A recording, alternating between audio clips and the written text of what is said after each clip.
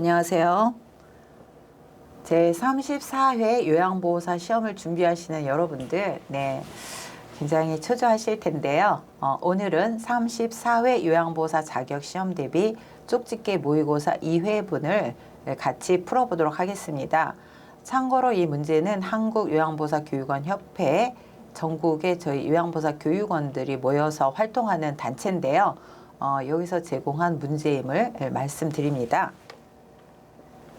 자, 1번 문제 보도록 하겠습니다. 다음에서 설명한 것은 노인의 심리적 특성 중 어떤 것과 관련이 있는가? 자, 보기를 보니까요. 노인은 죽음의 필요성을 인식하고 생명이 유한하다는 것을 자각하면서 자신이 이 세상에 다녀갔다는 흔적을 후세에 남기고자 한다. 자신이 가치 있는 삶을 살았다는 것을 인정받고자 한다. 이와 관련된 것은 2번 유산을 남기려는 경향이죠. 그래서 노인의 심리적 특성이 여러 가지가 있습니다. 우울증 경향, 조심성, 또 경직성, 여러 가지가 있는데요. 이런 것들을 교재 있는 내용을 다시 보고 이해를 하시기 바랍니다. 2번 다음 노인복지 사업 중 노인 사회활동 및 여가활동 지원 사업에 해당하는 것은 자, 노인복지 사업에는 노인 돌봄 및 지원 서비스가 있고요. 또 치매 사업 및 건강보장 사업이 있습니다. 결식 우려 노인 무료 급식 지원은 노인 돌봄 및 지원 서비스에 해당이 되는 내용이죠. 또 노인 실명 예방 운동, 또 노인 건강 진단, 노인 무릎 인공 관절 수술 지원, 또 노인에 대한 건강 진단 이런 것들은 치매 사업 및 건강보장 사업에 해당이 되는 내용입니다. 그래서 문제에서 노인 사회활동 및 여가활동 지원 사업에 해당하는 것은 경로당 운영이 해당이 되죠. 또한 복지관이라든가 노인교실이라든가 또 노인의 취업활동을 돕는 이런 사업들이 노인의 사회활동과 여가활동 지원 사업에 해당이 됩니다. 자, 그러면 답은 어떤 걸까요? 3번 경로당 운영입니다. 3번 문제 노인 장기요양 등급 중 노인성 질병에 해당하는 치매 환자로서 장기요양 인정 점수가 45점 미만인 자의 요양 등급은 자, 여기서 장기요양 인정 점수와 요양 등급에 대해서 인지를 하실 필요가 있으시죠? 그래서 45점 미만인 경우에는 인지지원 등급에 해당이 됩니다. 자, 여기서 1등급은 95점 이상이죠. 2등급은 75점 이상, 3등급은 60점 이상, 4등급은 51점 이상, 그 다음에 5등급은 45점 이상 51점 미만으로 치매 대상자, 또 인지지원 등급은 45점 미만으로 치매 대상자. 자, 그래서 여러분들이 점수와 요양 등급에 대해서 이해를 하시기 바라고요. 특히 인지지원 등급은 2018년에 신설된 등급으로 주간보호센터의 치매관리 지원 서비스만 이용이 가능합니다. 그래서 답은 인지지원 등급이 맞습니다. 4번 노인 장기요양 보험 표준 서비스 내용 중 행동변화 대처는 어느 분류에 해당하는가? 치매관리 지원 서비스죠. 그래서 치매관리 지원 서비스가 행동변화 대처에 들어갑니다. 자, 신체활동 지원 서비스에는 12가지의 내용이 있죠. 그래서 옷 벗고 입기, 세수하기, 양치질하기, 목욕하기, 체 변경하기, 방 밖으로 나오기, 옮겨 앉기, 소변 조절하기, 대변 조절하기 이런 내용들이고요. 또 일상생활 지원은 청소, 주변 정돈 및 재활용품 정리, 그 다음에 세탁 이런 것들이 들어가고요. 또 기능회복 지원 서비스는 기능훈련 서비스이기도 하죠. 정서 지원은 말벗, 격려, 위로, 생활상담, 의사소통 도움 이런 것들이 있습니다.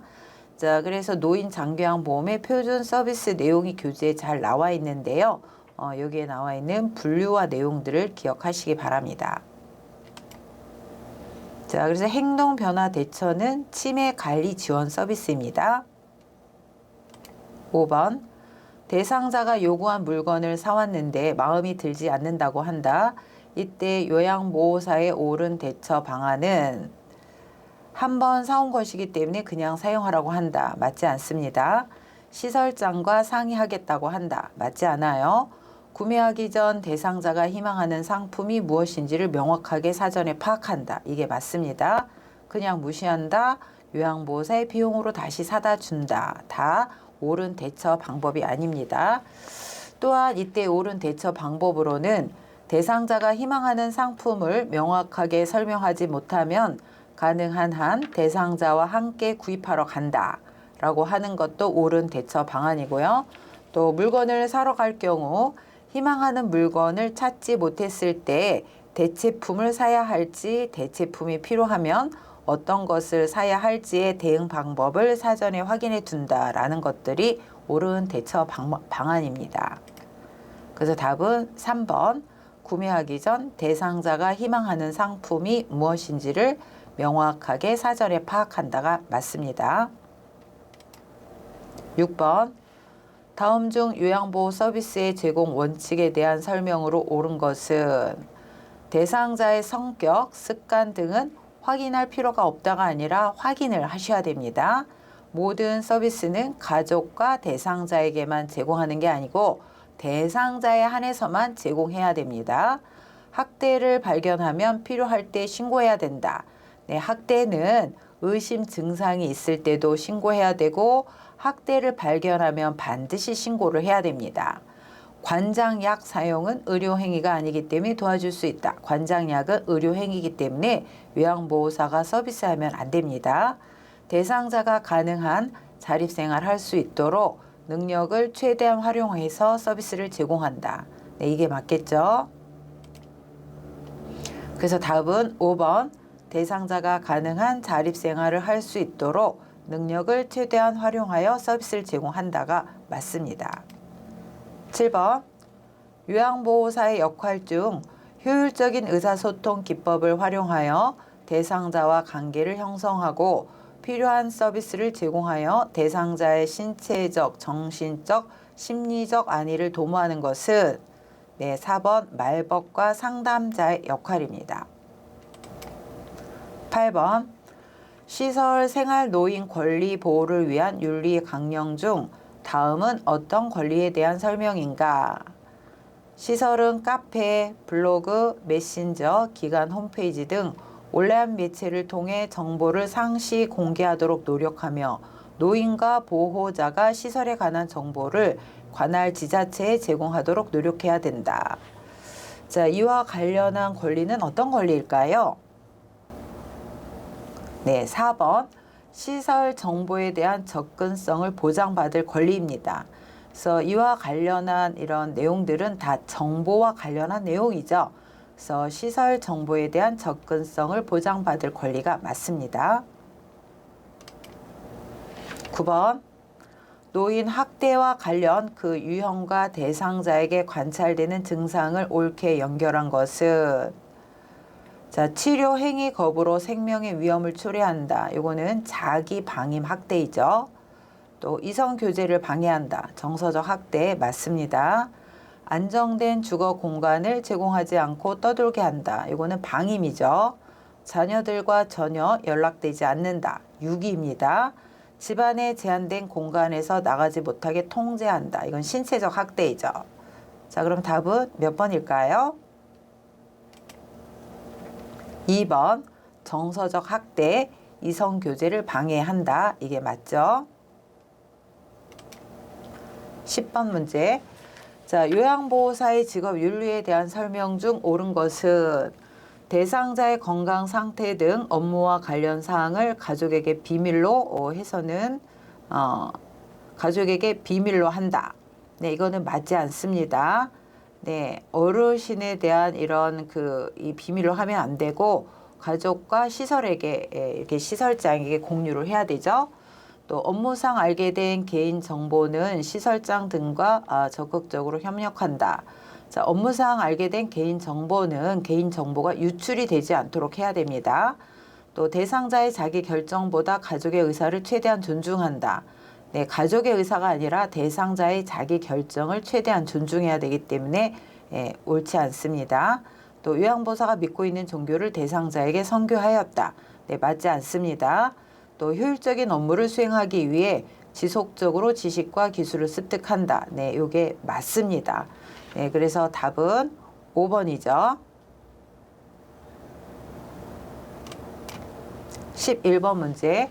요통을 예방하면서 침대 또는 높고 넓은 바닥에 있는 물체를 움직일 때 가장 좋은 방법은, 네, 요통을 예방하기 위한 방법이 세 가지가 있는데요. 일단은 평지에서 그 다음에 또 좁은 공간에서 또 침대 또는 높고 넓은 바닥이 있는데요.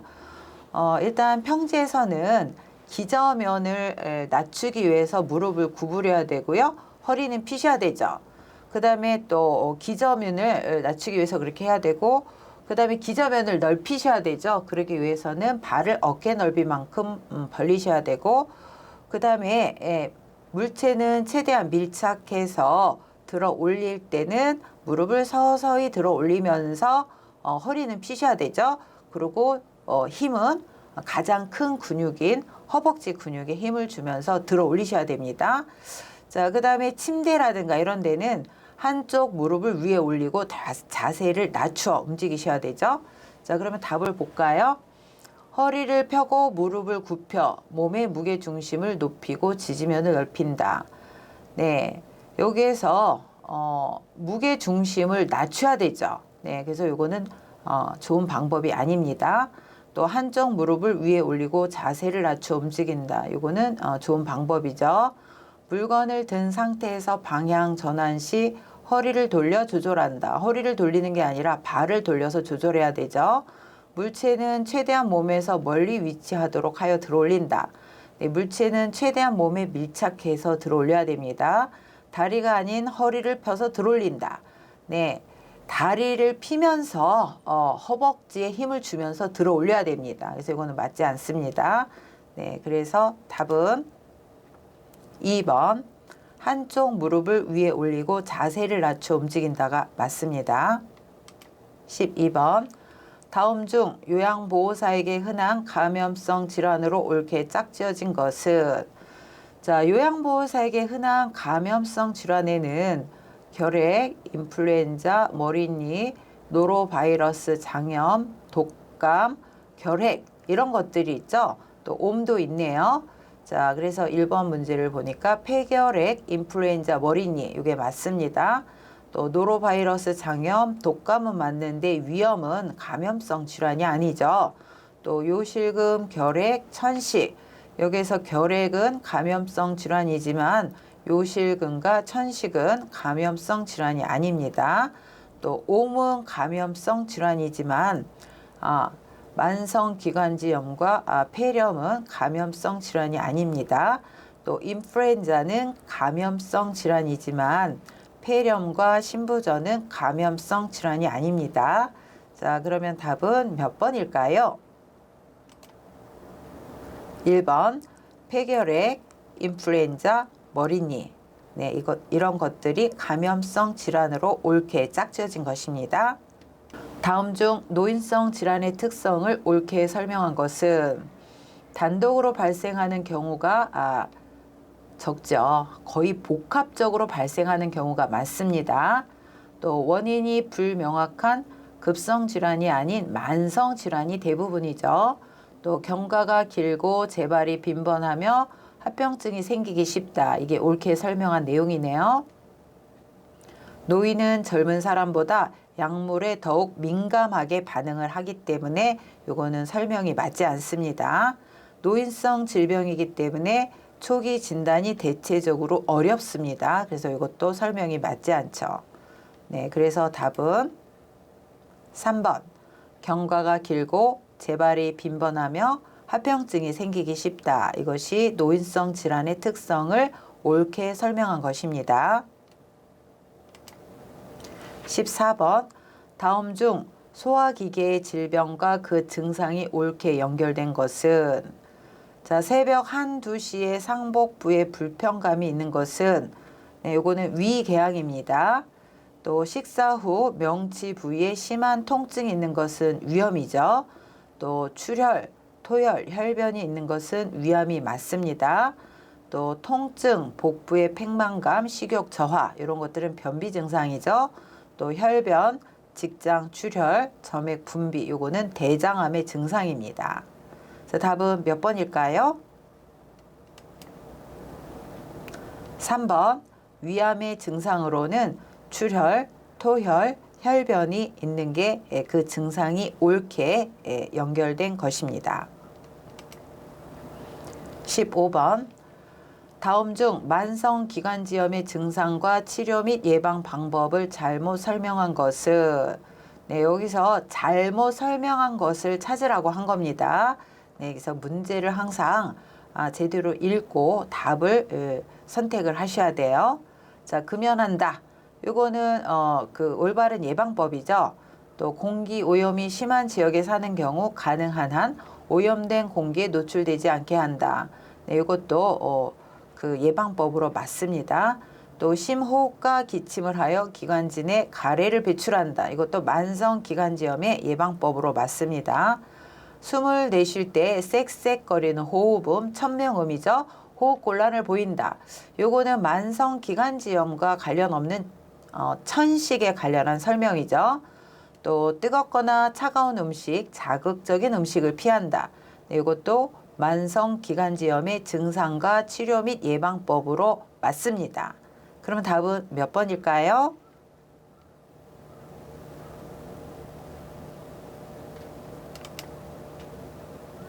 4번 숨을 내쉴 때 쌕쌕거리는 호흡음, 호흡곤란을 보인다. 이거는 천식의 증상입니다. 16번 심장의 수축력이 저하되어 신체 조직에 필요한 만큼의 충분한 혈액을 내보내지 못하는 질환은 네, 이거는 심부전이죠. 심부전. 네, 심부전은 심장의 수축력이 저하되어 신체 조직에 필요한 만큼의 충분한 혈액을 내보내지 못하는 질환은 심부전입니다. 17번 다음 그림은 손가락 관절의 경직 현상이다. 이와 관련된 질환에 가장 적합한 운동 방법은 자, 만성관절염이죠. 만성관절염에 도움이 되는 운동은 수영입니다. 수영, 아쿠아 운동, 평지에서 걷기 이런 것들이 만성관절염에 도움이 되는 운동이죠. 네, 그래서 이렇게 손가락 관절의 경직 현상 그림이 나오면 이건 뭐지? 라고 이렇게 당황하실 수 있는데 만성관절염에 도움이 되는 운동을 기억하시기 바랍니다. 자, 그럼 답은 몇 번일까요? 3번 수영이죠. 18번 다음 증상과 관련 있는 노인성 질환은 서해부와 대퇴부의 통증, 이동의 제한, 뼈가 부러지는 소리. 네. 이와 관련된 노인성 질환은 고관절 골절이죠. 고관절 골절이 맞습니다. 19번 요실금의 치료 및 예방법으로 가장 적합한 것은 비타민 D를 충분히 섭취하도록 한다. 이것은 골다공증에 도움이 되는 예방법이죠. 체중 부하 운동을 한다. 이것도 골다공증에 도움이 되는 예방법입니다. 충분한 칼슘 섭취를 한다. 이것도 골다공증의 예방법입니다. 식이섬유가 풍부한 채소와 과일 섭취로 변비를 예방한다. 네, 이게 요실금인 경우에는 변비를 예방하는 게 중요하죠. 비만은 복부 내 압력을 증가시켜 절박성 요실금을 유발하기 때문에 체중을 조절한다. 네, 여기서 19번의 답은 몇 번일까요? 4번입니다. 자, 식이섬유소가 풍부한 채소와 과일 섭취로 변비를 예방한다가 맞고요. 자, 5번에 나와 있는 내용은 절박성 요실금을 조절하기 위한 방법입니다. 그래서 여기서 가장 적합한 정답은 4번이 맞습니다. 20번 노화에 따른 피부의 특성에 대한 설명으로 옳은 것은 피하 지방의 감소로 기온에 둔감해진다. 네, 둔감해지는 게 아니라 굉장히 민감해지시죠. 그래서 추우면 더 춥고 더우면 더 추워지고 이렇게 기온에 민감해지십니다. 피부가 건조하고 표피가 두꺼워져서 탄력성이 감소하고 쉽게 손상되는 경향이 있다. 표피가 두꺼워지는 게 아니라 표피가 얇아지죠. 네, 그래서 이것도 맞지 않아요. 피하의 지방층이 늘어난다. 지방층이 감소하죠. 머리카락은 전반적으로 굵어지고 모근의 멜라닌 생성 세포가 소실되어 탈색이 된다. 네, 머리카락은 전반적으로 가늘어집니다. 또 모근의 멜라닌 생성 세포가 소실되어 탈색이 되는 건 맞죠. 하지만 굵어지는 게 이게 잘못된 거죠.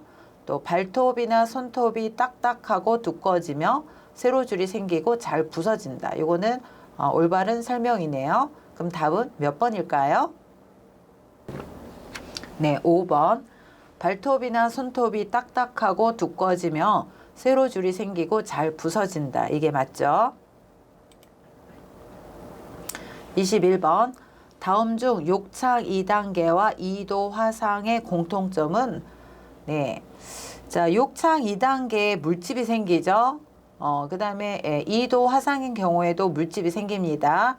네, 그래서 답은 3번이죠. 자, 피부에 열감이 있다. 이거는 화상에서 1도 화상입니다. 괴사 조직이 발생한다. 이거는 욕창 3단계이죠. 체액 손실이 심하게 된다. 네, 이거는 3도 화상이죠. 피부가 분홍색 또는 푸른색으로 된다. 이거는 욕창 1단계의 내용입니다. 자, 그래서 이와 관련한 내용은 욕창 1단계로부터 4단계, 화상의 3단계까지 꼭 기억하시기 바랍니다. 그래서 답은 몇 번일까요? 네, 3번. 물집이 생긴다. 이것이 욕창 2단계와 2도 화상의 공통점입니다. 22번. 다음 중 천골 부위의 욕창 예방을 위해 도넛 모양의 베개를 사용하면 안 되는 이유는 네, 압박부 순환을 저해하기 때문에 그렇죠. 그래서 천골이 되어져 있는 그런 피부가 압박이 되기 때문에 오히려 더 이런 그 순환, 혈액 순환을 저해해서 욕창이 더 발생이 될 수 있기 때문에 천골 부위에 욕창 예방을 위해 도넛 모양의 베개를 사용하면 안 되십니다. 자, 답은 몇 번일까요? 3번 압박부 순환 저해입니다. 23번. 다음 중 좁은 시야, 안구 통증, 뿌옇게 혼탁한 각막과 관련 있는 증상은 자, 이와 관련한 증상은 녹내장이죠. 네, 4번 녹내장입니다. 그래서 좁은 시야, 안구 통증, 뿌옇게 혼탁한 각막, 또 시력 상실 이런 것들은 녹내장과 관련한 증상입니다. 24번. 다음 중 당뇨병에 대해 옳게 설명한 것은 자, 소화기계 질환이 아니고 내분비계 질환입니다. 또 인슐린이 과다 분비될 경우 발생한다. 인슐린이 제대로 분비되지 않거나 또 인슐린 저항성으로 인해서 발생하는 게 당뇨병이죠. 소변량은 감소하는 게 아니라 증가합니다. 그래서 뭐 다음, 다식, 다갈 많이 드시고 소변을 많이 보시고 또 물도 많이 드시고 이렇게 그 소변량이 증가되죠. 또 공복 시 운동을 하거나 장기간 등산 시에는 고혈당이 아닌 저혈당에 대비를 해야 되죠. 또 질분비물 및 질감염이 증가한다. 이게 맞는 내용이죠. 그래서 정답은 몇 번일까요? 네, 5번. 질분비물 및 질감염이 증가한다가 맞습니다. 25번. 다음 중 선망에 대한 치료 및 예방법을 옳게 설명한 것은 원인 규명을 가장 우선으로 해야 되죠. 그래서 맞지 않습니다. 개인 사물, 사랑하는 사람의 사진, 달력, 시계 등을 가까이 두지 않는다가 아니라 가까이 두는 게 예방법이나 도움이 됩니다. 또 대상자와 접촉하는 사람의 수를 줄여야 되죠. 항상 단호하고 부드러운 목소리로 말한다. 이거 맞습니다. 또 야간에 혼돈 방지를 위해 밤에 불을 꺼두는 게 아니라 켜두셔야 됩니다.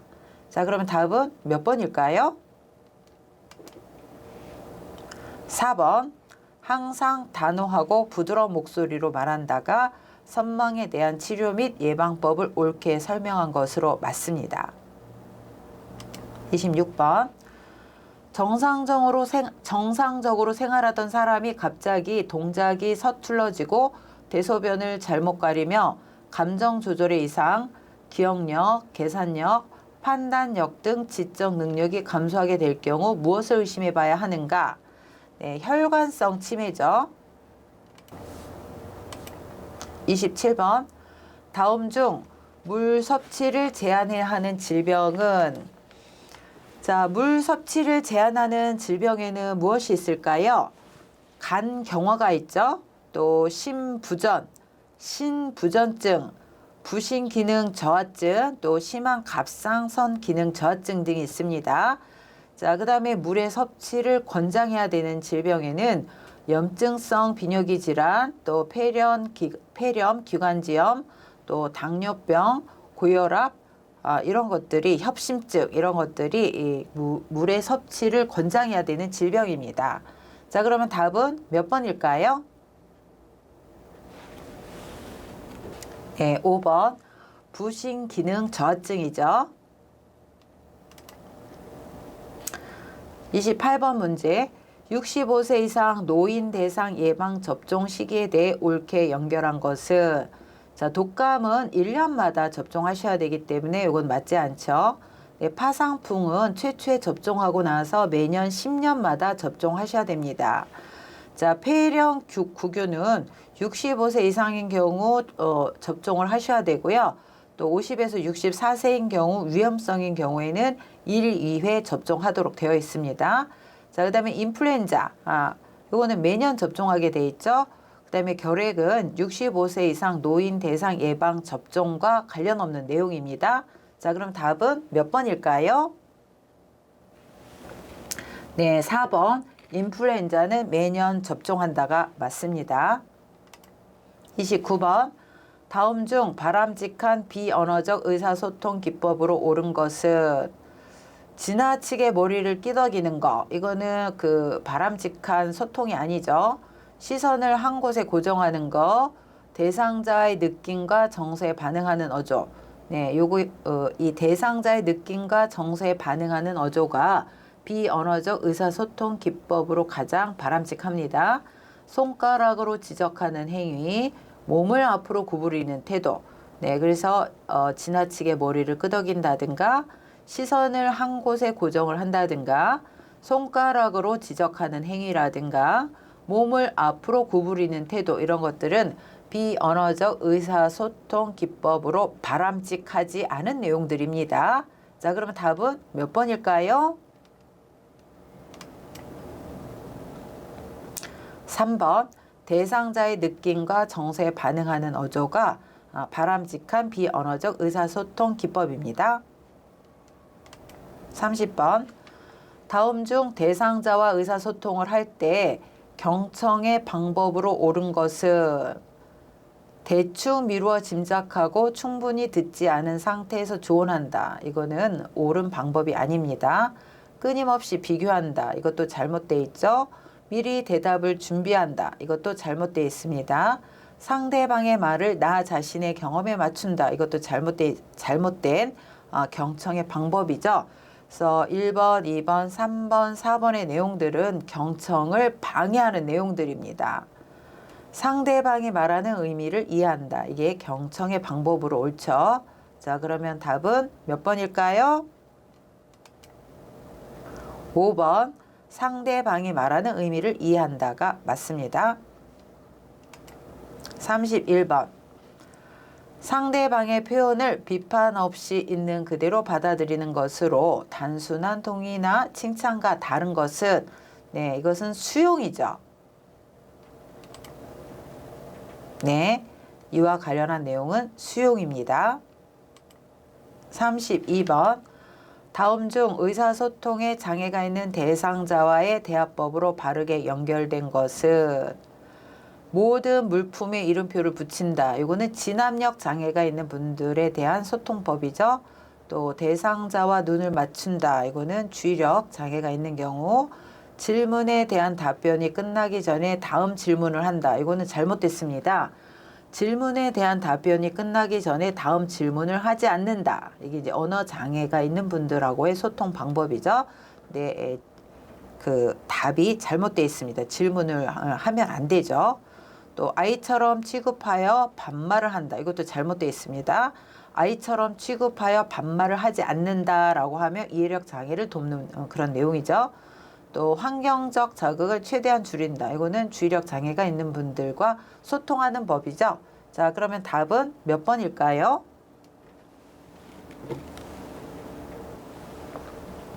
네, 5번. 주의력 장애, 환경적 자극을 최대한 줄인다.